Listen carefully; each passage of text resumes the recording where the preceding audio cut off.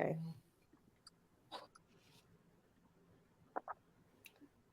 Okay, so you see the time, so it's counting that now, and I'll wait till it's 1 and then give it a second and I'll start. yep. Welcome everyone to today's webinar on identity and access management, a practical guide for the busy cybersecurity professional, sponsored by Frontegg and powered by dzone. Today, the world of authentication is very different than in years past. Users want fast, convenient access to their data, and they demand exceptional security. And thanks to technology and evolving standards, SaaS companies no longer need to make the same compromises between great UX and great security like they did in the past. Today, we're going to dive into the world of authorization and access management with an in-depth discussion specifically tailored to cybersecurity professionals. You'll see why businesses with great user management strategies today will become the industry leaders of tomorrow. My name's Jesse. I'm the Chief Technologist here at dzone. I'm super excited to introduce our experts from Frontegg. Welcome, guys. I think we have Hunter. Yeah. Success. Glad to have you here. And Taylor, Senior Developer Relations Engineer. Super excited to have you all here and ready to hear what you guys got to say. So I'm going to jump off and I'll be back at the end. Take it away. Thanks, Jesse. Awesome. Thanks for watching, folks. We're here today to talk to you about identity and access management. Heard the title already. So as he mentioned, my title is Senior Developer Relations Engineer. I work for a company called Frontegg. Here to speak to you with Hunter. Hunter. Hey guys, so yeah, I'm Hunter. I'm head of success over here at Frontegg, also repping the swag today. Essentially, hey, nice shirt. Long story short, when we talk about Frontegg, we're talking about user management for customers and identity access management, how your users are logging in, what types of roles, permissions, authorization they're using, login box, admin portal, all these different features that you need as a SaaS company to kind of get off the ground, or as a more developed SaaS company that you may have done yourself at one point and now you need someone to take care of it for you, because as we're going to get to, authorization and authentication gets more and more complex as a company scales. So Frontegg handles all of that from A to Z. And if you're interested in more, we'll probably plug some links at the end, but you guessed it, it's just frontegg.com. So we won't talk too much about the company. We're going to focus a little bit more on identity and access management today, what that looks like for cybersecurity. But if you're interested, please feel free. Awesome. So the reason we chose this topic today is actually because it's very relevant with things that are happening right now. And specifically is because authentication is improving pretty rapidly. So this was actually on May 3rd. And this is Google saying goodbye to passwords because they're moving towards new authentication mechanisms. So in terms of just the way that these new technologies are proliferating into the tools that you are using, your customers are using, things are changing pretty rapidly. So we thought that this would be a good topic to kind of drill down into a little bit more deeply. So we're going to go through a few different topics. We're going to cover some foundations of identity and access management, some standards and compliance. We'll talk about the state of the world when it comes to IAM tech, and we'll talk about how to develop your strategy, how to scale your strategy, and then we have some. We'll go through some questions together. So I'm going to start with the basics of identity and access management. And a good place to start is what we actually mean by authentication. So if, for example, Hunter had a clubhouse and I wanted to get into that clubhouse, I might have to know it's very exclusive in order to get into the clubhouse. Now, I have to give that secret handshake in order to get in so that he knows that I am allowed in there. But there's also other ways that he could keep his clubhouse safe. Maybe the quality of his secret handshake could be different.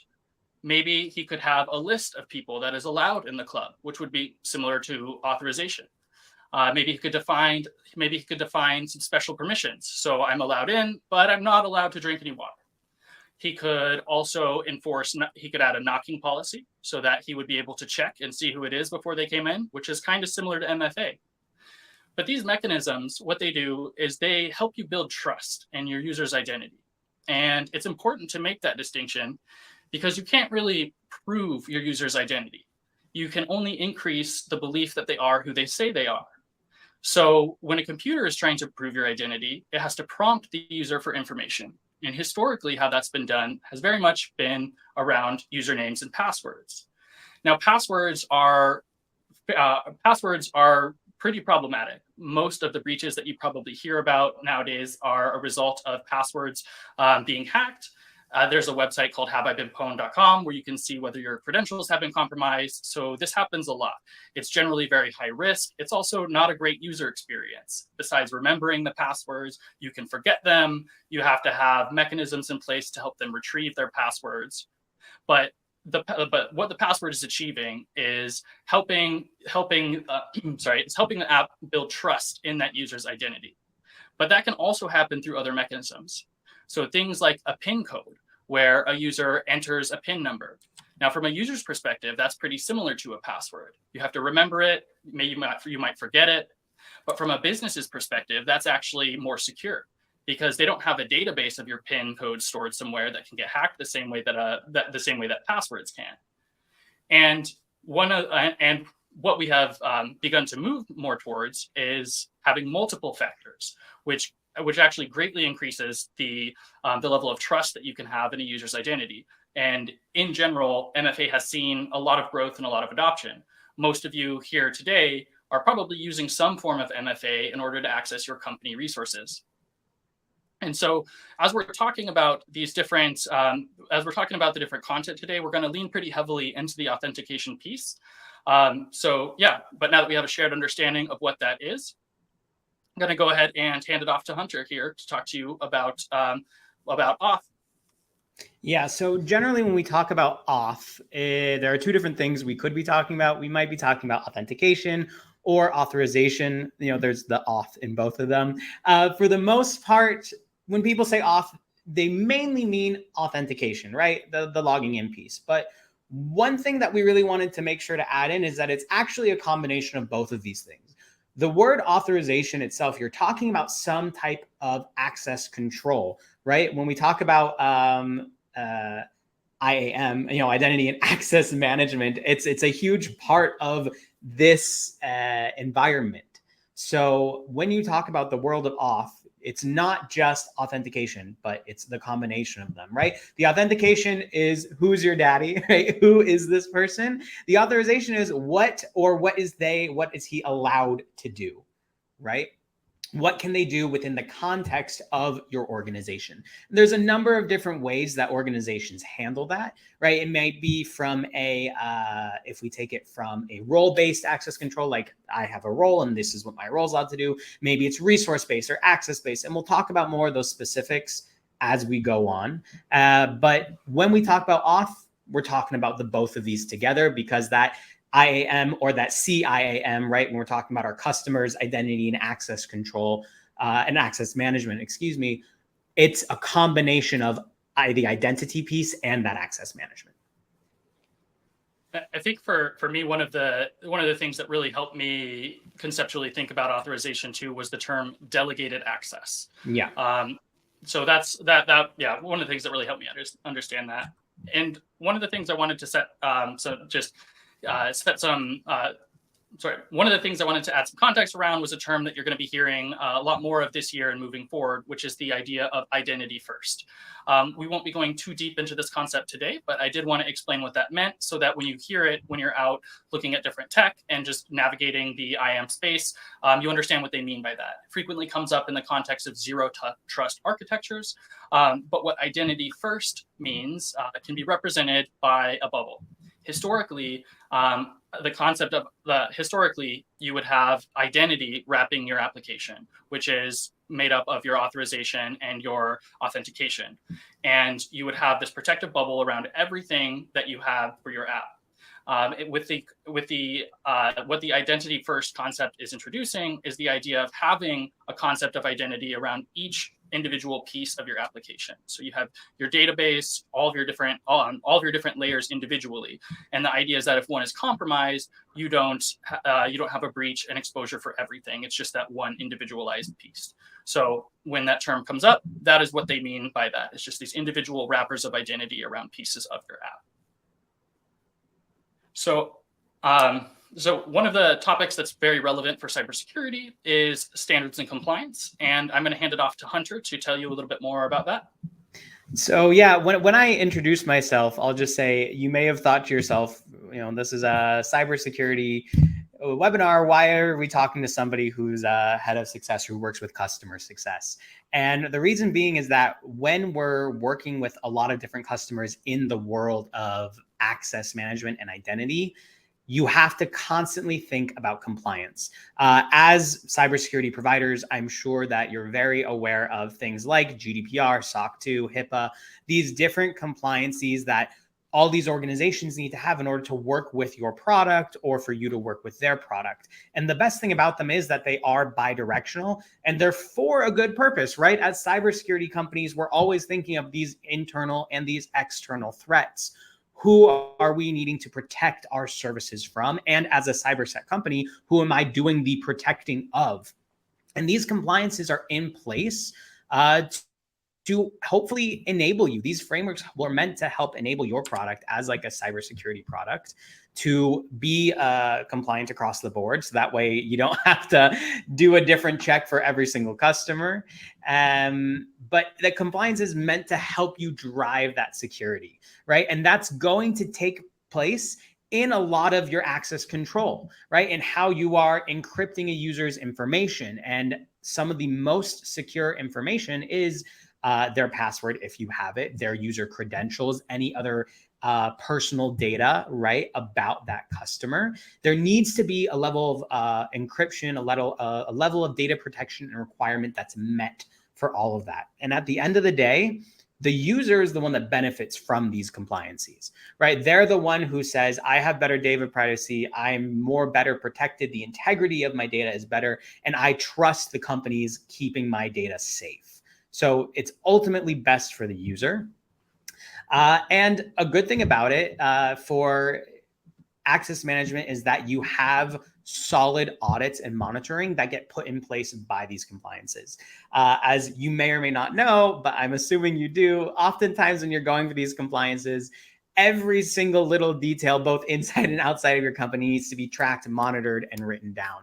But that does ultimately help the trust in your company. And it makes it so you can go back and say, oh, we have everything audited. If there was a breach, we know how we can find it. We're looking at our security and we're in a pretty solid place.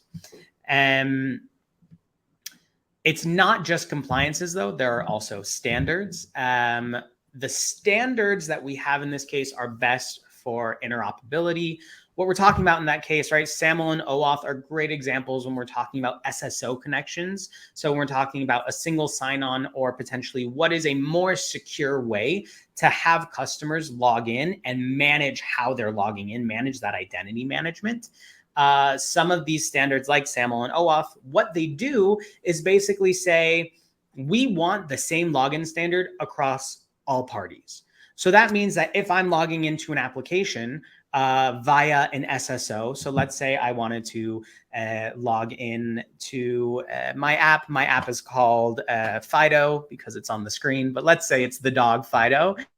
And I wanted to log in via my SSO, which is being done with an external service like Google or Microsoft. So I want that same login that I have to be available on all of my third-party tools. So that way I can use it wherever I go. And that's going to be the same when you get to security and privacy. You're going to get better security practices because everyone's adopting the same thing. And then you can use the same standards, log in the same way, and everyone's happy when you have an ecosystem that works together. Taylor, you want to take this last part? Yeah, I think one of the things I really like about standards is the way that it fosters just innovation and collaboration. So with Fido Alliance, you have a very clear example of people pushing passwordless authentication mechanisms forward. And I'm a really big fan of Open API and just a lot of what it's enabled around documentation and developer tooling in general. Wanted to get into the state of the world with IAM technology. One of the important things you should know is that authorization is evolving very quickly. And one of the ways that is changing is things are moving from being more coarse-grained controls to being more fine-grained.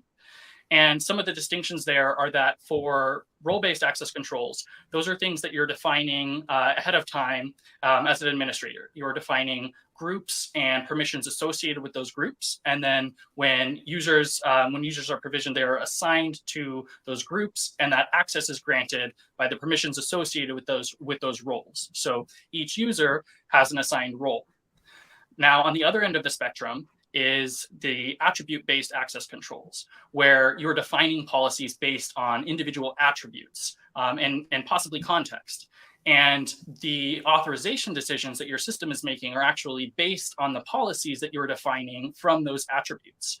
But what that does introduce is this kind of decision layer that has to happen. It has to actually look and determine whether or not that authorization is available. But it does give you a much tighter degree of control. And it also makes it so that provisioning actually happens at runtime as opposed to admin time. And the attribute-based access control is actually an area where there's a lot of tech that's kind of been emerging. There's a lot of different proprietary solutions that are available, but there's a lot of different growth around some of the open source technologies. So Open Policy Agent is a popular one. It's a very declarative way of describing things, but there's also other examples as well. So Zanzibar, there's NAST, which created the NGAC, which is probably the acronym I should have had up here, but Next Generation Access Control. These are all kind of different flavors of this fine-grained access control mechanism. So in addition to these open source libraries, you'll see a lot of different tech and tooling that's kind of built on top of them. So as you're building out your authorization layer, something to consider is, what does that ecosystem look like? How strongly do you feel about it? And the other big takeaway we want you to have here is that authentication is also evolving. Now, a good example of that is my front door. You see here I have a PIN code. I can enter a PIN and get in. I can use my fingerprint and scan it and I can get in. And I also have some verification, digital verification steps, because my dog will bark at you if she doesn't know you, but she will lick you either way. So it's ups and downs. Love the high tech there. And hand this off to Hunter to talk to you a little bit about the different factors.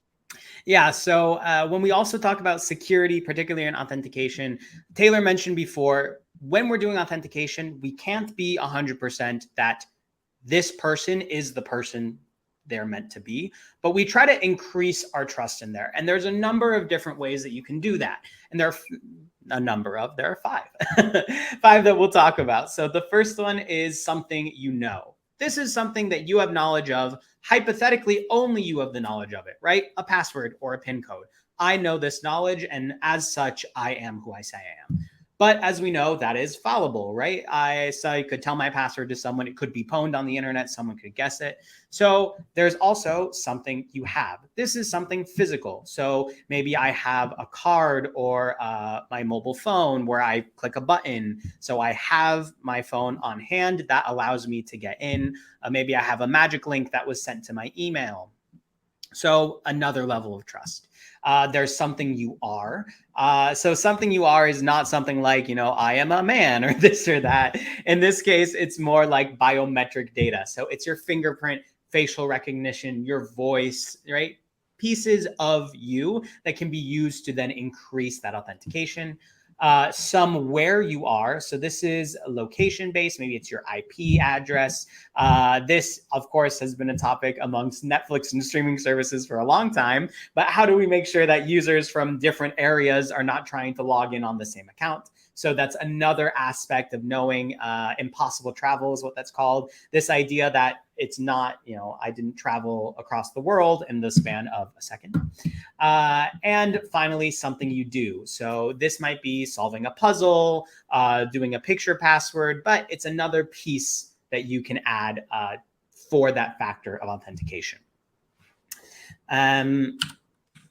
So when we talk about authentication and ways that we can strengthen it, those signals, right? Hypothetically, if I'm using more than one of those, I'm going to be in, you guessed it, multi-factor authentication. The whole goal of having multiple factors, so having numbers 1 and 3, 1 and 4, is so that we increase the belief of you are who you say you are. Everyone is relatively familiar with MFA at this point. Its adoption has been increased quite a bit so people understand that it's more secure. Sometimes for a lot of companies, that feeling is for better or for worse, that maybe I have more MFA here. I tried to log in. I need to pull out my phone and I need to add extra. And we're going to talk a little bit more about that friction as we go on in the presentation. And the something you do is also evolving. It's becoming a little bit more signal-based in a person. This is really cool. I heard about this a while ago, and also Taylor brought it up when we were making this presentation. This is typing DNA is a typing authentication. So it monitors the way that you type, and then it uses that to basically check your signal, right? Give it a score of how you're typing and see, is this the same person typing? So these are really cool ways that there's still innovation in this field being made. And it may seem like, but everyone just has a password these days, but that's exactly not the case. And a lot of the reason why we're talking today. So to throw back to our beginning slide, what that was an announcement from Google that they are rolling out support for something called passkeys. Passkeys are a passwordless technology, and they allow users to log in without a username and password. Instead, they use private and public key cryptography. And this came about as a result of FIDO, which is this alliance creating these open standards for passwordless, collaborating with big tech. And this really started to see more traction in 2022 when Apple rolled out support for passkeys. But it is now on your Android phone, it's on your iOS. And so with companies like Google rolling out support for it with their login mechanisms, it's really seeing a lot of proliferation. And what it is it's basically enterprise level security coming down to the consumer level. And the way that you use it is something that's very familiar to people. I don't know how many of you use facial recognition on your phone, but probably most, because it's quite easy.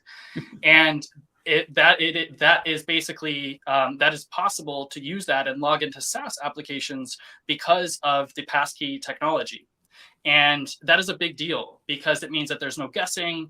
You can't reuse passkeys. They're resistant to phishing. They don't get stored in a database. And with it getting rolled out to these tools that you log into and everyone having mobile phones, it means that adoption is going mainstream pretty much right now. Users have already been conditioned to authenticate that way. It is very much expected behavior of using your phones.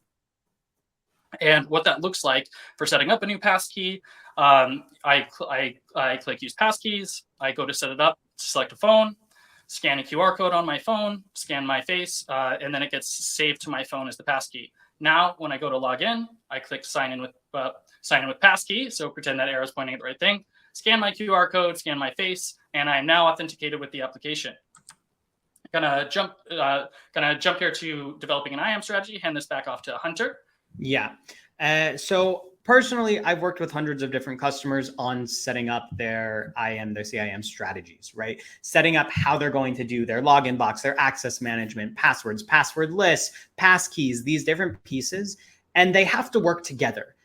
So part of the security practice is this strategy. And there's a very specific reason that we use the word strategy, because when you make a strategy, there are certain pieces that need to be a part of it. The first one being you need to define what your access requirements are, right? So you have to decide risk versus convenience. How difficult do I want it to be to log in versus how easy maybe do I want it to be and how risky is that?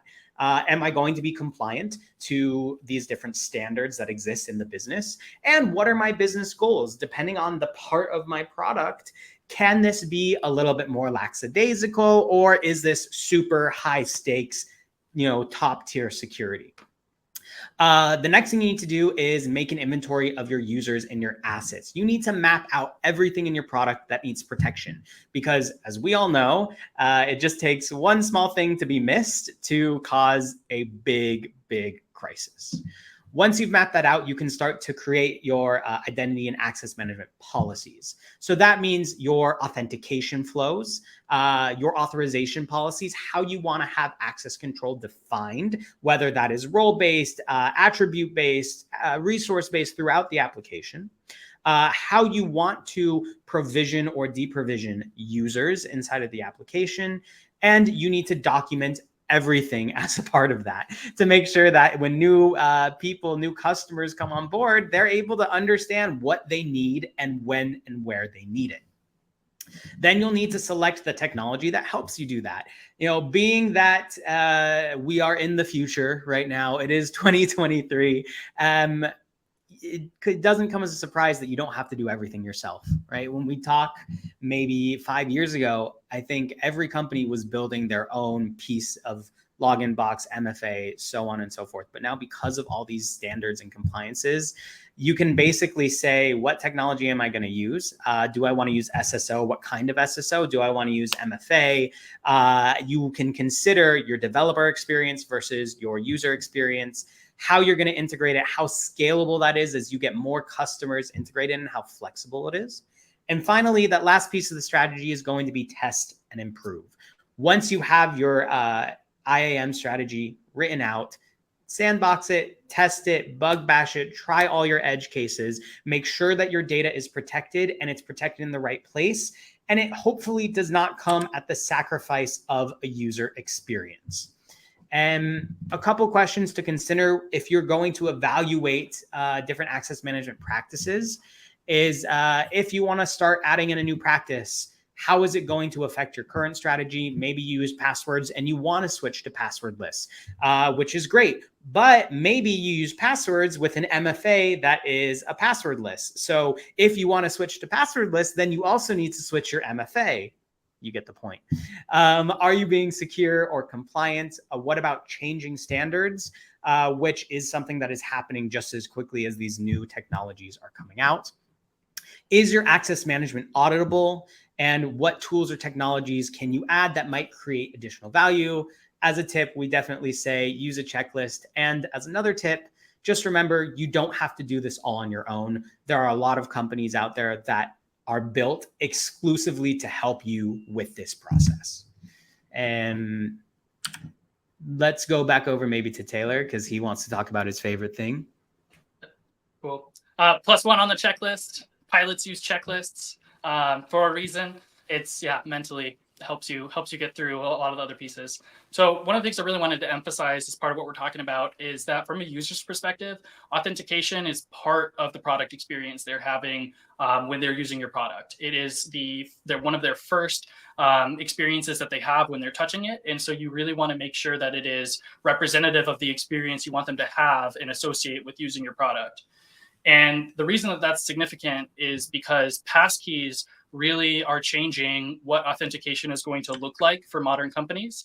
It's actually very disruptive technology. And one of the reasons for that is because it changes the trade-offs that we have had to make historically around user experience versus security risk. But as we're moving towards this, one of the things to keep in mind is that you should not be using passkeys by themselves. We have learned that multi-factor authentication is more secure than only having one security factor. So just because we have a better, more effective security factor in the first place doesn't negate the need for having multiple authentication factors. So we still want to increase the belief and identity that by using that second factor. And what that means is that MFA really needs to become part of our authentication strategy, because how we are using that second factor can really make or break that user experience improvement we've gained from using passkeys. And so every being a factor, you're adding friction to your users. And depending on how badly they want to use your app, you can lose them because of that. So if you're adding this authentication layer that makes it a better experience for them, you want to make sure that that next factor continues that experience.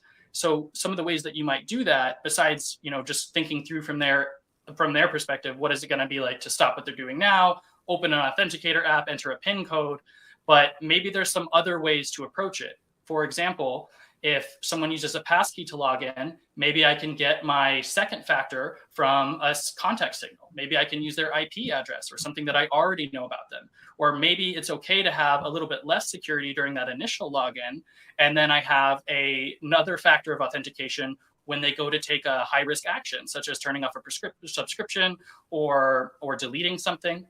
But this MFA really becomes kind of the centerpiece for creating a really good user experience. So it's important as part of your strategy. As a big Lord of the Rings fan, I really appreciated that slide. Yeah, so again, kind of taking it from the customer perspective, but as you scale your business, it's really important that you also scale your identity and access management strategy. And I'm just going to explain what exactly that means. When your business gets bigger and bigger, right? Usually that comes in two areas. It comes with different customers, oftentimes bigger customers, enterprise customers with bigger requirements. And that also then will come down to expanding your product, having different pieces of the product that need different types of access management. You can go on down to the next slide, Taylor. And so these different access controls need to become probably stricter. The more sensitive data you have, the better it needs to be protected. And you need to, as you get bigger and bigger, right? Once you have 1,000, 2,000, 3,000 customers, and I say that like it's a large number, but I know for some we're talking thousands, if not millions. It's not possible to necessarily make maybe roles or groups for each of these customers individually. Then you need to start delegating some of these controls to their customers, to your customers, which has its own complexity to it, right? We're talking in this case about maybe I want to allow an admin in my customer to delegate different types of either provisioning or access management control to their users or their their employees, another member of the team over there. So what you're doing in that case is not just saying, okay, here's how I'm going to provision, but you have to be extra careful with that administrator that you're giving them permissions kind of over how your product is used by other members of their company. Furthermore, as they're authenticating, you need to make sure that your auth experience is good, that you're not getting stuck in friction, that we have a strong belief of who your identity is. And as much MFA as you want to have, you need to consider, where is that MFA important? Maybe it's important when logging in. Again, maybe I can pick parts of my application where I only need MFA if I'm accessing this part of the application, because this includes sensitive data. So you can scale up your authentication and your IAM strategy in a way that's a little bit more focused as to not cause friction. And then finally, you need to make sure that you have very comprehensive monitoring and auditing, right? It means that everything should be logged, especially on a tenant level or on an account level. When you're looking at your customers, you want every piece to be logged in there so you can monitor it, so you can help them with reporting, you can track their activities, and you can notify them when identity threats come up. As cybersecurity companies, it's oftentimes our responsibility to be the person ringing the alarm. And that means having strong identification from that monitoring. And as you get larger, right, managing it is going to get harder. This is more a summary of what I said. As your app gets bigger over time, you're going to have more users and resources. Also, your attack surface expands. This isn't a surprise to anyone, but you're going to get ransomware threats, phishing, hackers with better capabilities. And you're also going to have more compliances. More customers means more compliances. More customers means more countries with their own different levels of compliances. And it's something Taylor and I have experienced ourselves firsthand, but it's a piece that you just can't avoid as you grow. Back over to you, Taylor. Yep. So we're a little bit over, so I'm going to go through these remaining slides pretty quick because we did have some questions we wanted to be able to cover with y'all. So one of the things I wanted to mention again was that the authentication user experience directly impacts your growth. Generally speaking, there's this trade-off that occurs between how secure your application is, the level of risk, and the experience that your user is having. There's a lot of different authentication factors to choose from. Make sure you're using ones that give your users flexibility, but strike the right balance between that experience and between the level of risk. Remember that introducing friction comes at a cost to your users, and make sure that you're not gatekeeping your signups. You want to make it easy for them to get in. Some of the key takeaways: make sure that you're treating your authentication as a product experience. You should be optimizing for that user experience by balancing your authentication need with your level of risk. We recommend adopting passwordless as soon as possible. It's happening now. Don't miss it. Make sure you're only adding friction when you need it. And other key takeaways: making sure that you have a holistic IAM strategy. Access management is really hard to get right.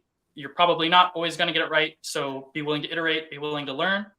Make sure that you have a good understanding of your requirements, and that you're considering kind of where the decision points around authorization are being made in your system, because you have to factor in things like latency, things like flexibility.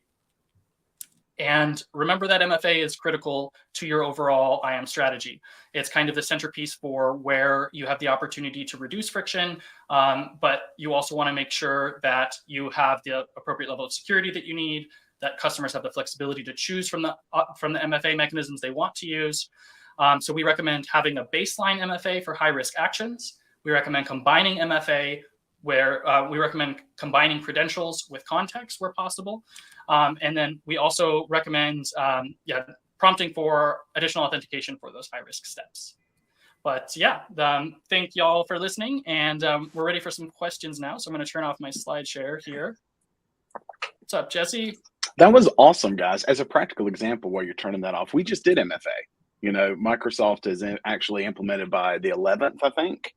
So in 2 days, everyone using Office 365 has to do that. And we went with the IP address, the locale. So if you're locally here on campus, it actually saves you a step. So just a practical example of something recent, you know, in our area. So awesome stuff. We do have some questions, though. You guys ready? All right, let's do it. All right. So the first one is about strategy, right? How would you recommend approaching an authentication strategy? Yeah, I'm happy to start off with that. The main thing that I would say, right, we had a couple of steps that we talked about before, but the number one is map it out. Start by looking at your user flow. My guess is you already have that done. It was part of a product process where you said, what are the different steps my user takes when accessing my application? From there, take a look and say, what pieces have critical data in them? Right. Once I'm saying there's a login, first of all, that's critical data because I need to understand who my user is and get their identity. Do I have any interesting user data anywhere else? Is my sign up a part of that flow? Does my sign up need to be gatekeeped in that way? So take your user flow, map out the areas that have critical data, and then see, okay, now that I have this kind of map of where I want things, what is the best authentication strategy for me? We recommend going with the passwordless kind. You can take passkeys, you could take a magic link, but you can also do a password if you want. Once you pick that, decide if I'm going to want to improve trust, which we see now, Google, Microsoft, it is not just being something that we say we recommend it. Now it's being required. So if you want to be a trustworthy application, you're going to need to add MFA. And then you need to say, okay, I'm adding MFA based on my initial authentication strategy. Which MFA strategy would I like to add that adds the least amount of friction? The example you gave, Jesse, is perfect. You know, to say something like people are on campus, it's MFA, but they don't have to do anything. It's a heck of a lot better than me taking out my phone, opening up an authenticator app, writing in the numbers, but not doing it fast enough where the phone has to refresh and I have to do it again. We've all been there. Yeah. So it's a big deal. That's what I would kind of say is a good way to approach it. Anything you want to add, Taylor? Yeah, I think like authentication is a really strong case for like not reinventing the wheel. And like, as much as like we want you to purchase Frontegg because it's a great authentication platform, like there's a lot of reasons to outsource authentication just in general, because I think even if it's open source framework or a tool that you pay for, I think like what you're getting with that, what you're paying for is really the freedom to focus on your core business and trust that a lot of these other pieces are kind of 100%. Handled for you. Yeah. Unless you want to be in that business. Yeah. Find something else. That's a great way to think about it. Any tips around migration? Like adopt a new technology when you've already got an app with existing users, right? That's a big concern. Don't disrupt the users. Is the biggest thing. Is like you want to be very conscious of like making sure that your users' experience is protected. And then my only other short one is collaborate with the tool or tech that you're migrating to. They want you to be successful as much as you want to be successful. So just make sure that you're working together to reach a good solution. Hunter probably has some more practical tips, but those are my it's also, you know, something that I work with on a regular basis when we're talking about migrating customers over to Frontegg, because we are a CIAM solution. Generally speaking, the number one thing is who is affected by this. Right? There's two cases. One, your company, because you're going to be more compliant, you're going to have better security. And number two is your users. So you have to decide how much friction is worth it for your users. Meaning if it's a one-time password reset, not that big of a deal. But perhaps as you're going, and if you're an enterprise company and you have a lot of SSO connections, oftentimes migrating to another provider means you're going to have to update each one of those SSOs. That is worth it a lot of the times. But if it's only a couple of customers, maybe it's not worth it. Or vice versa. It's only a couple of customers, maybe it's worth it. Ultimately, your customers will need a level of communication in that process too. So that means that you're going to have to notify them, hey, all passwords are changing. Hey, we're migrating from passwordless to password, or hopefully the opposite. Hey, we're updating our SSO security. Customers will understand, but communication is key here, that you let them know so they don't come onto your website, see a completely different interface, or have to deal with things they never dealt with before. And especially if it feels like full of friction or buggy, they're going to start to lose trust in you. So really important communication is key there. All right, well, leading into communications, that's external. Let's talk internal, right? A lot of organizations, when they're bigger, there's a lot of people that are going to be stakeholders in any type of project like this. So what strategies would you recommend for communicating around these identity issues, which can be really complex, especially when talking with someone non-technical? Ooh, can I take this one, Hunter? Go for it. Yes. So I think a lot of times what happens at large companies is identity concerns get very disconnected from the business value that they're actually responsible for. And so you have a lot of people making like business decisions, partnership decisions that are very disconnected from the technical side of things. And they don't understand why they're hitting the boundaries of these authorization implementations, why certain things aren't possible. And on the opposite end, you have engineers who are dealing with like very complex constraints around access controls in very large systems who don't understand the business value of what the work that they're doing either. And so I think beyond anything else, like structurally as an organization, trying to keep identity and identity concerns close to the core of like where the revenue is associated with, the engineering, where that's associated with. But in terms of communicating about it effectively internally, the folks that are going to be driving those decisions, especially when they're non-technical, aren't going to be won over by the technical side of things. You have to find a way for the narrative to be communicated such that it has to do with bottom line revenue. It has to do with security risk, compliance, that kind of thing, new opportunities that are opened. And so my suggestion is to, if possible, map the authorization or the authentication investments to partnership opportunities that are opened up or possibly already there, or to the security risk associated with not doing something. For example, having long-lived access tokens that never expire. So those are both effective, and then I think also anchoring to that user experience and the level of risk is like that is a very good way to communicate with non-technical folks about what the real implications there are. And I'll just add one thing there, which is money. So you touched on it too, Taylor, but especially when we're talking about non-technical personas in a tech world, we're often talking about, right, sales team, CEOs, people, and the executive department. When you're going in that direction, especially let's talk compliance. More compliances, more potential customers. So that's like an easy way to start there when compliance is. And the opposite of that, poor security, higher churn. If a customer says, this is crap, I have these issues, they're affecting my users, especially in this B2B context that most cybersecurity companies find themselves, then they're going to leave you, they're going to churn, and it's going to have an effect. And as an example, I mean, I was evaluating software just a week or so ago, and I asked them, how was their security posture? Were they GDPR compliant, CCPA, SOC 2, Type 2? I mean, those things that y'all just showed on there that are badges, people actually look for those. Yep. So 100%. If you don't have them, you could churn revenue, not getting the customers is a big deal. Great answer. So another one, cybersecurity is, mostly B2B. How do you recommend solving for identity in multi-tenancy structures?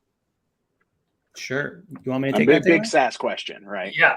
I'm going to hand that off to you, Hunter. So sure. To me, I think one of the things that makes it very complex is the need to, like you spoke to this earlier, to delegate the controls and the authorization that you do have in place. Like, I think there's a lot of really fascinating use cases there. But yeah, Hunter. Yeah, it's actually a great answer. I think, one of my favorite examples when I talk about multi-tenancy is a company like Slack, something most of us are familiar with.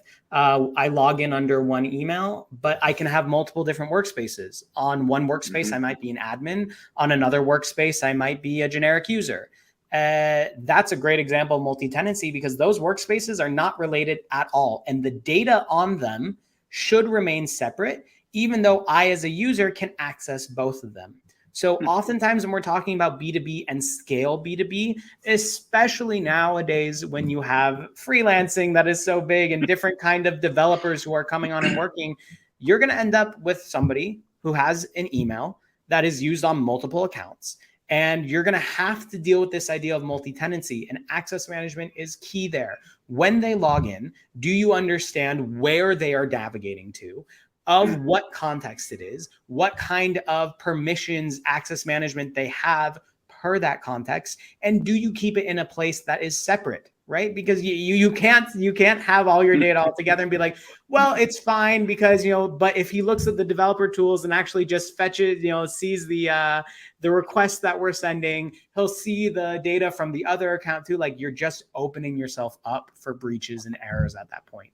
So the main thing, if you're going to look at multi-tenancy, it's a really easy plug for me to say something for Frontegg because we are one of the only IAM solutions that supports multi-tenancy.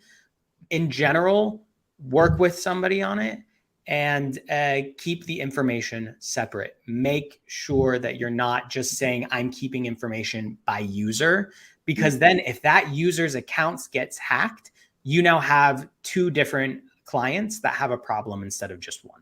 So keep that. No commingling of data. Got it. All right. So talking about passkeys, right? And also big Lord of the Rings fan. You should not passkey. I thought that was awesome. But do you think they're going to actually replace passwords? I'm curious. Yes, I do. Yeah, I mean, the cat's out of the bag. Like, people, if you look at biometrics in the phone, came out like 2013. Everyone uses those now. It is dead simple. Everyone has been conditioned to authenticate that way. It is natural and easy, and it removes the need for them to remember a password, to use a password manager. It eliminates risk. Like the fact that everyone has that on their phone, and then companies like Google are rolling that out to sign in with. Yeah, cat's out of the bag. Build passkeys, because if you don't, your competitors will, and they will grow and get users faster than you. Got it. All right. So just a couple more. Right. So, turning this a little bit around, want to talk a little bit about future, right? So what kind of trends are in this IAM space? What do you think is going to be happening over the rest of this year? Yeah, it's a good question. And go for it, Taylor. I've got some theories, but Hunter, I'd love to hear yours first. I've already got mine written down. So. Oh boy, so you're probably going to answer it better than I will. I'll just say trends that I've noticed. Everyone and their mother is SOC 2 compliant at this point. If you're not, you're late in the game. So it is a hassle. I'm not going to lie. It is difficult, and not just SOC 2, right? We talked about SOC 2, CPAA, HIPAA, if you're talking in the medical environment, right? Every domain has its own compliances, and every country almost at this point also has its own compliances. And, as a practical example, we've had customers in countries where we haven't had a presence before, and they've said, oh, but, we need our data to be stored in country by country law. And, that was a case where we were like, oh, crap, like we need to figure that out. And luckily, we have an amazing dev team that was able to, spin up a DB where we needed it. But it's not that simple for a lot of companies. So do your best to get ahead in the game. In terms of where trends are going, you have compliances. We mentioned passkeys, but passwords really are getting less and less relevant, which I think is funny. And I'm really curious personally to see how password memory applications evolve to help with that, because that's what I want to see. How are, we have a whole sect of companies now that evolved around the password, and how are they going to change in this new namespace? That's a question I have. But Taylor, you want to tell us your theories? Yes. So I have spent a lot of time thinking about this. I think that, like, one thing that's very positive is everything is getting easier and safer for the end user. And I think that's absolutely going to continue. I think the companies that really get it right and create an authentication experience that is good and like it creates a happy path for their end users are going to be the ones that really succeed over these next few years. And I think user expectations are going to shift towards that. They're going to, the norm for them is going to be these really easy authentication flows, and they're going to notice when you don't have that. On the business side, I think people with the growth of some of these fine-grained access controls, there's more complexity there and more flexibility. But I think with a lot of the ways that we have seen performance improving over these past few years around things like front-end frameworks, I think that mindset is going to carry over, and some of the performance considerations around access controls are going to go away. So that decision based on the policy will be very quick. And because of that, I think we're going to see this big shift towards provisioning that happens at runtime rather than kind of this more admin time provisioning where you're defining those roles and things in advance. I think people are really going to start to lean into that. Okay. All right. Last question. Right. Really, when you're thinking about authentication mechanism, I think about these things. So antiques maybe, but are authentication methods and mechanisms like typing on your keyboard, are they still safe? No reason why they can't be. I mean, ultimately, I would suggest them as part of an auth strategy, right? Not as your only authentication mechanism. But what's really cool is that there are a lot of signals in our technology, in our day-to-day lives, that we don't think about that much. A perfect example of this is we're a big Google family, and I have Smart Unlock on my Google phone when I'm at home. It's the exact same thing as what we were talking about, MFA that is IP-based. My phone has location services and knows that I'm in my home, so I don't need to unlock it. Same thing, like another great example is watch to phone here, right? That I also have Smart Unlock when my phone is in proximity of my watch. These are cases that we use when we think about devices, but kind of expand that in the sense of signals, right? You're going to be in a place where you have a lot more available, and the way you type is just another signal that you can add to the puzzle. Got it. Well, Taylor, you want to add anything before we wrap this up? I just am thinking about how happy someone with a keylogger would be if your only authentication mechanism was like a keyboard. It'd be like, look, all these this is a prop. I don't actually use. I'm kidding. Yeah, right. You just have to say good morning. But yeah, just having multiple factors is like Hunter said. Yeah, MFA is the way. And listen, thanks to both of y'all. That was awesome. Had a lot of fun watching, and then the Q&A session at the end. And thank you to everybody out there for joining us today. I trust you were able to take away some good practical advice on how to improve your identity and access management efforts and make them work better in your organization. Another big thanks to Hunter and Taylor from Frontegg and for being so helpful and engaging today. Listen, if you want to share this webinar or view our other on-demand events, you can visit dzone.com/events, or for more information on Frontegg, just go to frontegg.com. See you next time. Bye. Bye. All right.